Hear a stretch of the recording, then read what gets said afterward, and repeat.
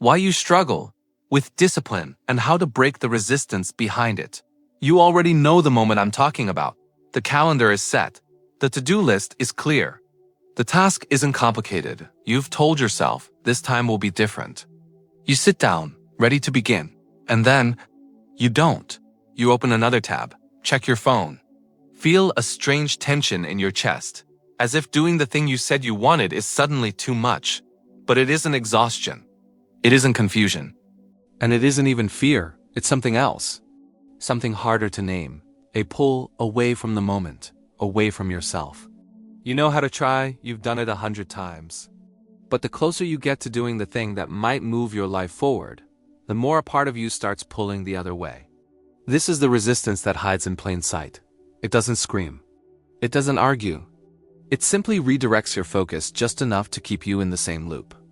And because you can't see it, you think the problem is you. You call it procrastination. You call it a lack of discipline. But what if this moment, the one where you keep pulling away, isn't about laziness at all? What if it's the exact moment your mind tries to protect you from something it hasn't yet learned how to name? Here's the hard truth. The mind doesn't resist action. It resists meaning. Because effort isn't neutral. It's loaded with associations from every past attempt, every failure, every time you tried to change and it didn't stick. The moment you try to act again, all of that gets triggered. And yet, instead of slowing down and asking what part of me is pulling away, and why we double down, we shame ourselves. We try to force discipline, which only deepens the resistance. Discipline becomes a war with yourself. One part pushes for change. The other pulls for safety. You're not undisciplined. You're split. This is the moment we need to understand, because this is where the loop begins. Until you can recognize that pullback for what it really is, a protective reflex, not a personal failure, you'll keep mistaking resistance for weakness. And every time you do, you'll reinforce the exact belief that keeps the cycle going, that you can't be trusted to follow through. So we start here, not with time management, not with morning routines, not with productivity hacks, but with this exact internal moment, the moment you want to move forward, and something silently stops you. Not because you don't care, but because some part of you is still bracing. In the next chapter, we'll go deeper. Because for many people, discipline doesn't just feel hard. It feels like losing yourself. When discipline feels like losing yourself, what if the part of you that keeps resisting discipline isn't resisting progress but trying to protect your identity? It's easy to assume that discipline is just about doing what you said you would, following through, sticking to the plan. But the truth is, every disciplined action carries a deeper psychological weight. Because every time you try to change your behavior, you're also, on some level, redefining who you are. And for many people, that feels threatening. Especially if you grew up equating structure with rejection, or rules with punishment, or performance with conditional approval. If your early experiences taught you that being disciplined meant suppressing your needs, ignoring your feelings, or becoming someone more acceptable, then your body doesn't register discipline as growth. It registers it as erasure. You're not just trying to build new habits. You're trying not to disappear in the process. This is why your nervous system tenses the moment you try to impose order. Why you stall after making a perfect plan. Why consistency feels like compliance, not empowerment. Because a part of you still remembers what it meant to be disciplined in the past. Stay quiet, push through, be who they need you to be. Not because it made you stronger, but because it kept you safe. Now fast forward to adulthood. You want to show up. You want to get things done. You even crave structure. But the moment you start applying it, an old emotional association surfaces, the feeling that you're becoming someone other than yourself. So you resist. Not because you hate growth, but because you still link discipline with invisibility. This creates a paradox. You long for stability, but every attempt to create it feels like betrayal.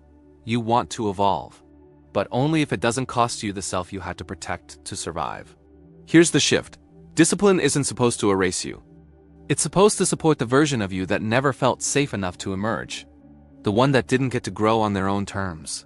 But until you separate discipline from that past emotional blueprint, your system will keep fighting back, because it thinks it's saving you from disappearing again. You can't force consistency on a nervous system that associates structure with emotional abandonment. you have to reintroduce it as safety, as clarity, as alignment, not as pressure to become more, but as a way to finally stop running from who you already are. In the next topic, we'll break this down further. Because even if you intellectually want to change, your body, your brain, your system still has the final word, and it doesn't respond to goals. It responds to felt safety. The nervous system doesn't care about your to-do list. You can plan your entire week. You can color code your calendar, read every productivity book, set the perfect environment. And still, when the moment comes to execute, you freeze, you delay, you disconnect. That's not because you're disorganized. It's because your nervous system doesn't care how good your system is. It cares whether it feels safe enough to move.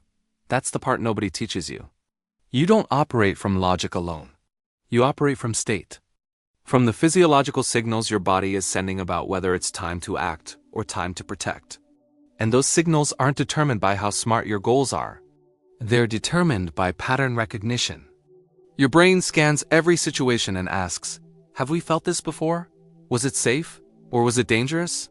And if structure has historically meant pressure or criticism or emotional abandonment, then no matter how badly you want to stay on track, your system will interpret discipline as a threat.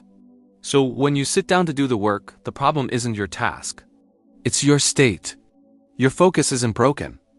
It's being hijacked by a protective response, one that thinks it's keeping you from entering a situation that once caused pain. That's why resistance doesn't show up during passive thinking, only during engaged doing. Because execution requires emotional exposure. It demands a shift in state, from stillness to action, from safety to risk. And if your system isn't on board with that shift, no amount of discipline will override it. This is why willpower alone fails. It's not weak, it's misaligned. You're trying to impose control on a system that's bracing for impact. That's also why shame makes it worse. Because the moment you criticize yourself for not doing enough, you reinforce the exact state, threat, that caused the shutdown in the first place. Now, your nervous system isn't just resisting the task, it's also bracing against you. So the real work isn't to push harder. It's to regulate faster. To notice when your body starts tightening, when your breath shortens, when you feel that low hum of avoidance rising. That's the moment discipline becomes emotional. That's where everything changes, not by forcing behavior, but by shifting state. You don't need to become more productive. You need to become more attuned, because the nervous system isn't blocking your goals. It's trying to keep you alive, based on outdated rules you've never had the chance to update. And that's what we'll start doing in the next chapter. Because if your idea of discipline was shaped in a context of pressure and control, then every time you try to commit, your system may still interpret it as a trap. The discipline you learned was really control. Think back to the rules you grew up with. Not the sensible ones about safety, but the invisible edicts. Do this to be loved. Don't ask that question. Measure worth by output. Those rules weren't neutral. They were survival strategies. They taught you how to adapt, how to avoid conflict, how to earn approval. Over time, those strategies hardened into a version of discipline that was never about your flourishing. It was about compliance. When discipline feels like a straitjacket, it's often because the model you internalized equated order with obedience. You learned to follow external standards to secure external validation. That worked when you needed to belong. It became a problem when you wanted to belong to yourself. Now you try to create structure for your own goals, and your system remembers the old contract. Structure equals surveillance. Structure equals judgment. Structure equals not being enough. So your brain doesn't experience commitment as a choice. It experiences it as a return to an old, threatening economy where you're only valued when you perform. This is why some people can stick to habits for others but crumble when it's for their own sake. The discipline you inherited was designed to keep you acceptable to other people's expectations, not to cultivate your internal integrity. You can obey someone else's program with grim efficiency and still collapse when asked to design a life that truly reflects you. The consequence is a kind of double life fatigue. You carry two scripts, the outwardly dutiful and the inwardly resistant. The outward script can fool metrics, managers, and social feeds. The inward script holds the truth that what you learned to call discipline was really a method of control you didn't consent to. Rewriting this requires a clear shift in authority. Instead of letting an old externalized voice dictate your rules, you need to author a new compact with yourself, one rooted in choice, safety, and mutual respect. That compact sounds different. It doesn't say do this to be worthy. It says I choose this because it serves my life. It doesn't demand silence. It asks for honest negotiation when closing your calendar or saying no.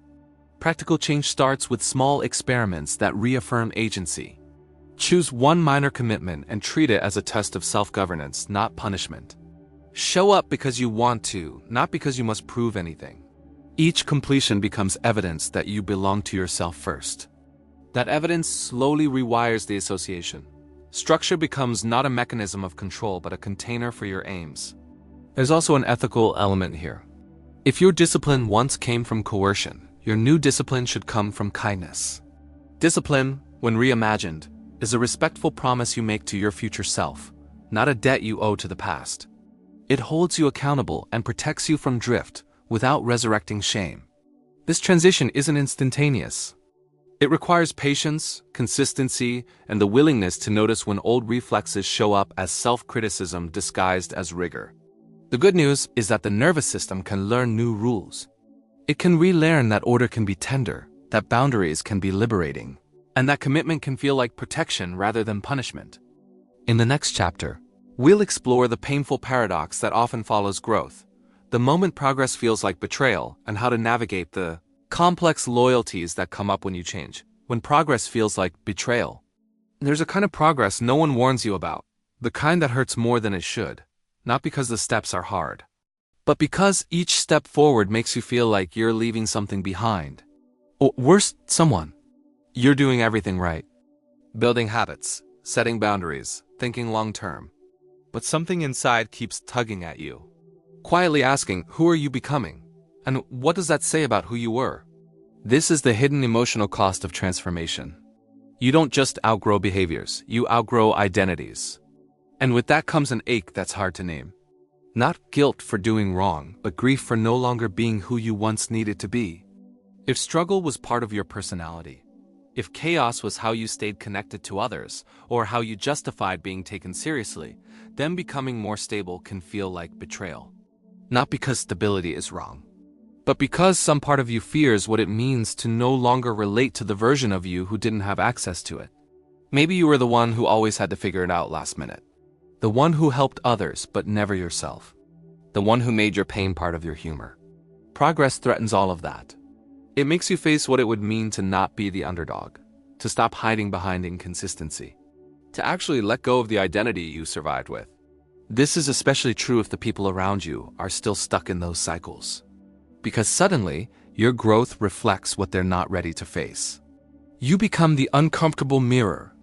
And without realizing it, you start shrinking again, not because you've changed your mind, but because you don't want to lose connection. The pullback isn't about the habit.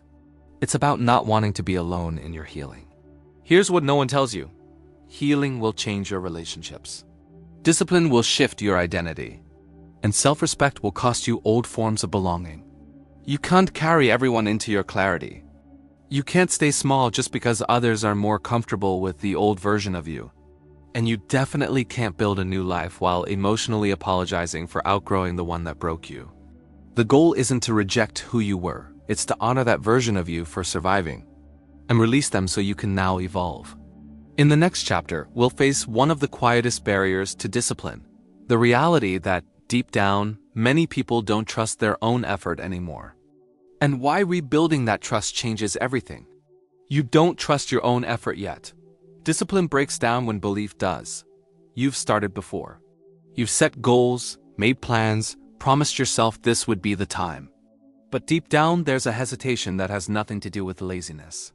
You don't fully believe your own effort will lead anywhere different. That doubt doesn't shout, it lingers. It lives in the hesitation before you commit. It slips into your voice when you say, I'll try. It turns your to-do list into a performance, not a plan. This is what happens when too many past attempts ended the same way. Burnout, shame, disappointment, retreat. Eventually, your brain learns to associate effort with failure. Not because effort is wrong, but because it never had a stable foundation to land on. The goalposts kept moving. You never got to see what your effort could become when it was supported, not pressured. So now, even when you try again, you're not starting from hope. You're starting from defense. You want to stay consistent, but there's a deeper part of you saying, why bother? We've been here before. That voice doesn't mean you're doomed. It means you've been trying to build discipline on a cracked floor, one made of self-doubt and emotional exhaustion. And it's not sustainable. You can't white-knuckle your way through that fracture. You have to rebuild credibility with yourself.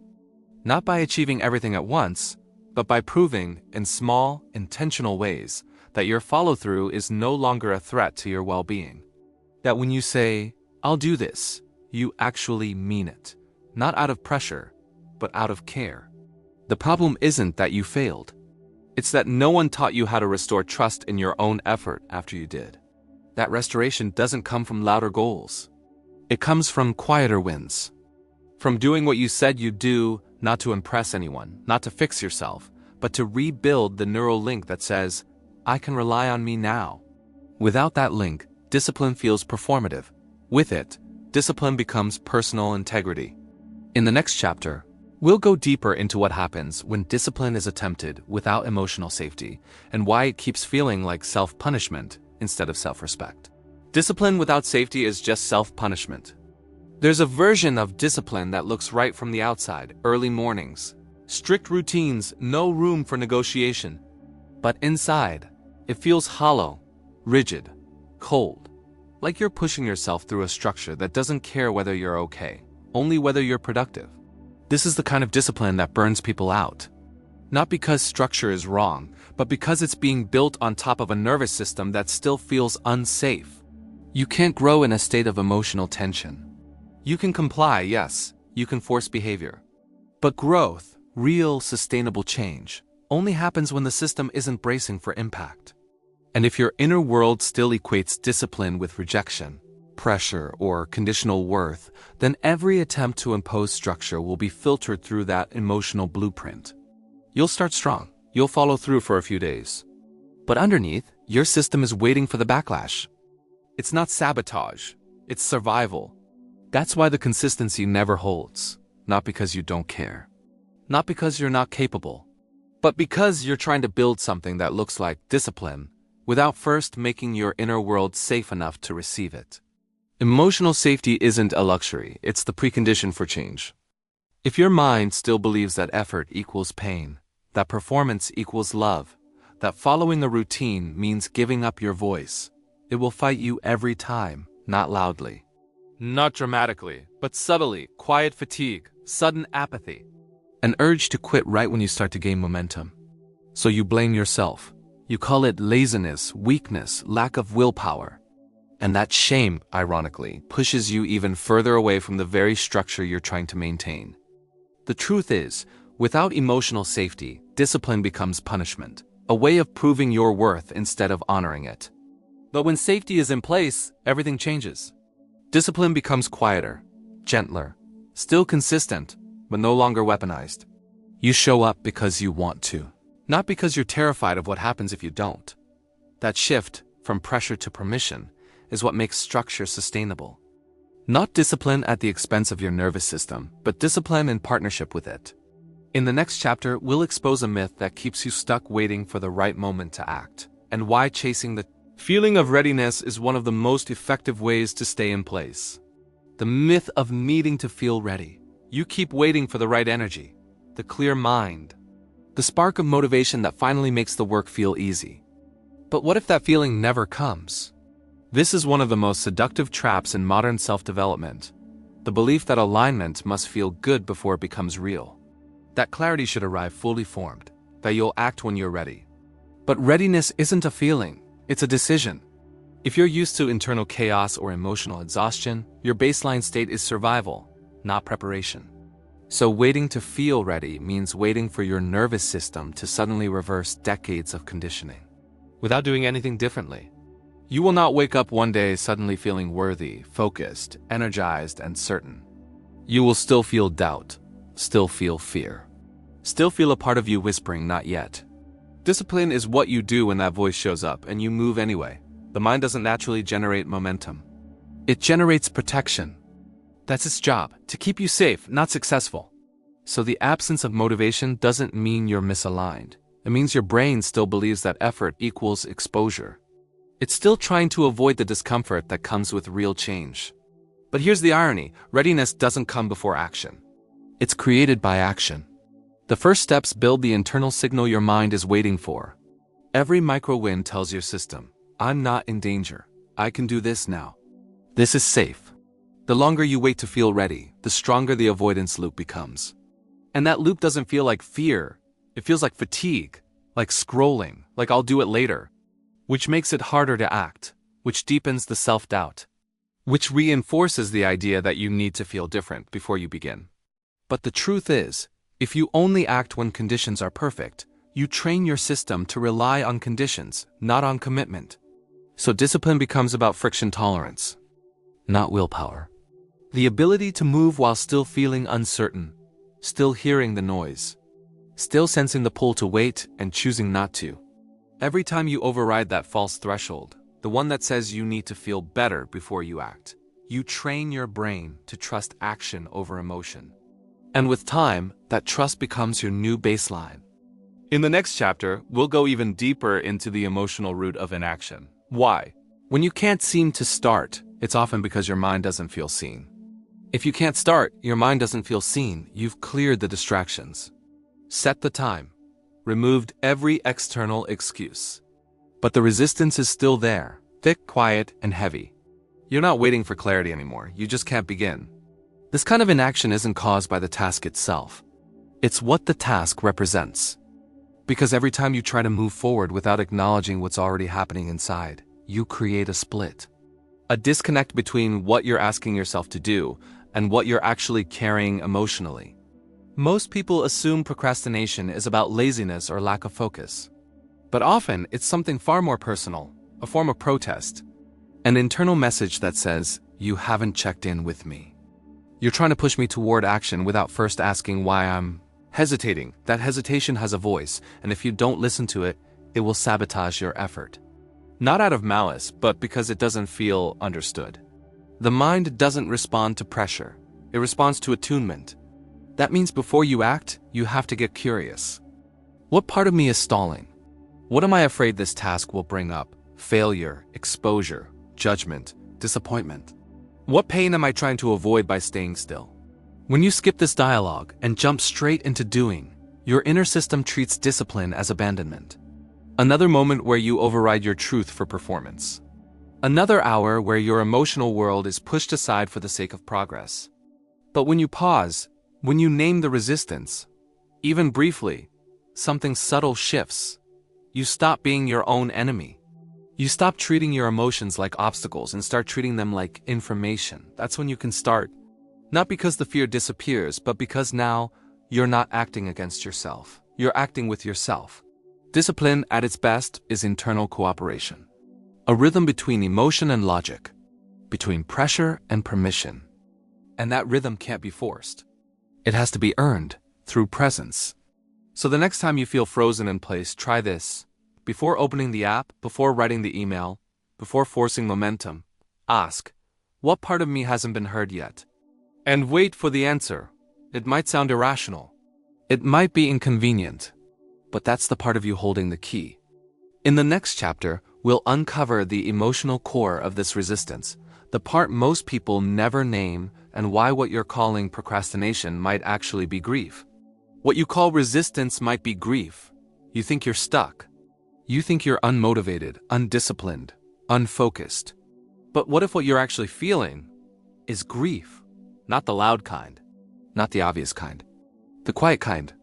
The slow, invisible ache of realizing your life doesn't look the way you thought it would by now. The version of you that imagined being further ahead, stronger, clearer. The version of you that kept waiting for, disciplined to finally turn everything around, and didn't expect it to take this long. Grief doesn't always come after loss. Sometimes it is the loss of who you thought you'd be, and that grief has weight. It doesn't shout, but it pulls on everything. It slows your body, fogs your thinking, steals your momentum before you even open your laptop. But because it doesn't look like sadness, you misread it as procrastination, so you push harder. Blame yourself more, Tell yourself this is just laziness again. But it's not. This is what it feels like to carry unmet expectations and unlived timelines. To carry the pressure of not only becoming who you want to be, but also redeeming the time you think you've lost. That pressure creates emotional weight. And discipline, real discipline, can't stick when it's always carrying the hidden demand to fix your past. You can't build forward momentum if every step feels like a correction for your failure. That's not discipline. That's penance. Grief needs acknowledgement, not urgency. Because when you're grieving the life you thought you'd have, every moment of action carries a silent comparison. And that comparison steals the satisfaction of progress because it never feels like enough. Here's the truth: you are allowed to be exactly where you are, not because it's ideal, but because it's real. And when you stop punishing yourself for how long it's taken, you finally create the emotional space for discipline to become movement, not measurement. Grief doesn't block growth, denying it does. When you allow the sadness to exist alongside your effort, when you stop needing every task to redeem every missed opportunity, the weight starts to lift. In the next chapter, we'll look at what happens when you actually start following through, and why becoming more stable, more focused, more disciplined can trigger something even more disorienting. The quiet fear that you're no longer recognizable to the version of yourself you've always been. Becoming someone your past wouldn't recognize. You've started showing up. You're doing the things you used to delay. Saying no to chaos, yes to consistency. But as your behavior changes, something strange begins to surface. Not resistance, not sabotage. A quiet discomfort, like you're watching yourself from a distance. And then the thought hits, who even am I right now? This is the moment no one prepares you for. Not the failure to change, but the identity confusion that comes when change actually works. When you begin to act in ways that don't match the story you've always lived. When discipline stops being the thing you chase and becomes the thing you do, but instead of feeling proud, you feel disoriented. Because the self you're becoming doesn't feel familiar yet. And the one you're leaving behind, the one who doubted, delayed, made jokes about always being a mess, that self feels more like home than this new version who wakes up on time and follows through. It's not about the tasks. It's about the disconnection from the identity you survived with. Even when it hurt, that identity gave you belonging. It gave you a script. It told you who you were in every room. The chaotic one, the procrastinator, the one who always meant well but couldn't stay consistent. Now that you're outgrowing that role, the silence is unsettling. You don't know how to introduce yourself to yourself. And there's a part of you still wondering if this new identity will last, or if you'll quietly slip back into old patterns just to feel like you again. Here's the paradox. Growth often feels less like expansion and more like loss. Not because you've made a mistake, but because every real transformation requires a temporary disconnection from who you used to be. That version of you wasn't wrong. They were necessary. They got you here. But they were built for survival, not stability. Now you're building something else. Not a new persona, a new foundation. And that foundation doesn't come with instant certainty. It comes with space, and that space can feel like emptiness before it feels like freedom. To keep going, you need to let go. Not of your past, but of the need to keep identifying with it. You're not erasing who you were. You're updating who you allow yourself to become. And in the final chapter, we'll arrive at the deeper truth behind all of this. Discipline isn't something you force when you're broken. It's something you honor when you're finally on your own side. Discipline is what you do when you're finally on your own side. This isn't about habits anymore. It's about self-respect. By now you've seen the truth. Your struggle with discipline was never about weakness. It was about friction. Friction between parts of you that were never taught how to work together. The one who craved clarity. The one who feared control. The one who made promises. The one who remembered every time those promises were broken. You kept trying to force alignment from the outside, with stricter schedules, tighter rules, louder pressure. But discipline only sticks when it comes from the inside, when it's rooted in self-trust, not self-repair. That shift is quiet, but it changes everything. Because the moment you stop treating discipline as punishment for not being enough, and start treating it as proof that you believe in your future, resistance fades. You're not dragging yourself towards someone you're trying to become. You're showing up for someone you already are. That's what real discipline is. It's not restriction, it's relationship. It's the agreement between who you are now and who you want to protect next. You no longer say, "I'll do it," with a voice full of hope and a body full of doubt. You say it with steadiness because you know that when it's time to show up, you will. Not to prove your worth, not to erase your past, but to make good on the kind of person you've decided to be.